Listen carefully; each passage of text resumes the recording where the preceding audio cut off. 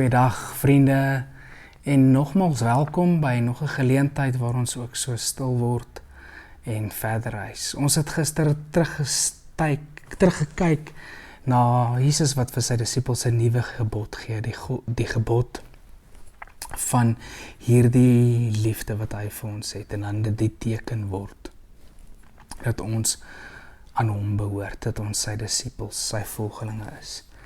En dan is ons nou vandag weer in Petrus en hy begin sy volgende gedeelte ons lees vers 11. Ons lees daar vanaf vers 11 en 11 tot 17. Hy begin met hierdie woord geliefdes, agapetoi, wat vir hulle sê maar julle is mense wat lief het soos wat God ons lief het. Geliefdes, in die wêreld is julle vreemdelinge en bywoners. Dis wie julle is. Maar onthou, eergister, julle is my eiendomsvolk. Julle is 'n heilige priesterdom. Maar in hierdie wêreld is julle vreemdelinge en bywoners. En daarom dring ek by julle daarop aan om nie aan sinnelike begeertes toe te gee nie. Dit verwoes net 'n mens se lewe. Gedra julle altyd goed onder die heidene, sodat al praat hulle kwaad van julle asof julle misdadigers is, hulle julle voorbeeldige lewe kan sien en God kan verheerlik op die dag van afrekening. Omdat die Here dit wil, moet julle onderwerp aan elke menslike owerheid. Of dit nou die keiser as hoogste gesag is, of die goewerneurs as hy gevolmagtigdes, wat die wat kwaad doen moet straf, maar die wat goed doen moet prys.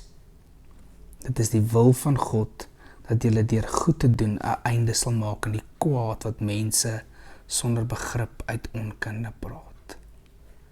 Julle is vry. Moenie julle vryheid gebruik as dekmantel om kwaad te doen nie. Gebruik dit om God te dien. Julle moet alle mense respekteer en julle medegelowiges lief hê. Vrees God en eer die keiser.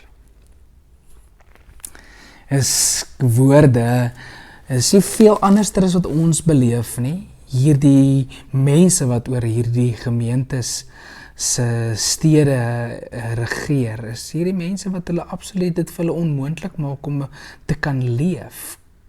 Wat hulle so in die grond in vervolg. Dat hulle, dis wie hulle is. Hulle is hierdie bywoners. Het is interessant dat Petrus weer begin met hoe hy ook hierdie brief begin het. Vreemdelinge, in hierdie wêreld is julle vreemdelinge en bywoners. Maar, onthou wie julle is. Julle is afgesonder, julle is besprinkel met die bloed, julle is deur onverganklike saad weergebore, julle is uit middele vrygekoop wat nie, onverganklike middele, nie soos goud en silwer nie, is julle losgekoop, julle was vroeër geen volk nie, nou het ek julle my eiendomsvolk gemaak, julle is uitverkies, julle is 'n heilige en 'n koninklike priesterdom. Dis wie julle is. En daarom kan julle so leef, al maak die heidene, behandel hulle julle asof julle misdadigers is. En onderwerp julle aan elke menslike owerheid. Selfs hierdie menslike owerhede wat julle dit vir julle so onmoontlik maak om te leef.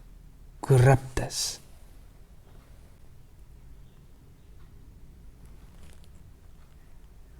Dit is die wil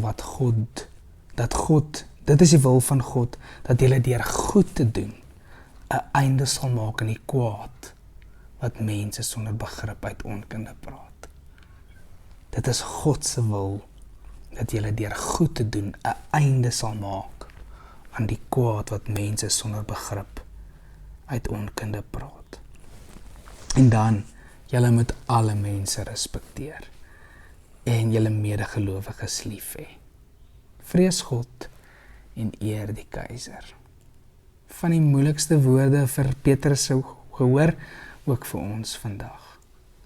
Maar ons getuienis weer klink dat God by die dag van afrekening verheerlik word as sy kinders so leef, goed te doen, om 'n einde te maak aan al die kwaad in hierdie wêreld. Mag die Here ons genadig wees waar ons tekort kom. Mag ons werklik in staat stel om alle mense te eer. Selfs korrupte keisers en korrupte leiers wat dit vir ons moeilik maak.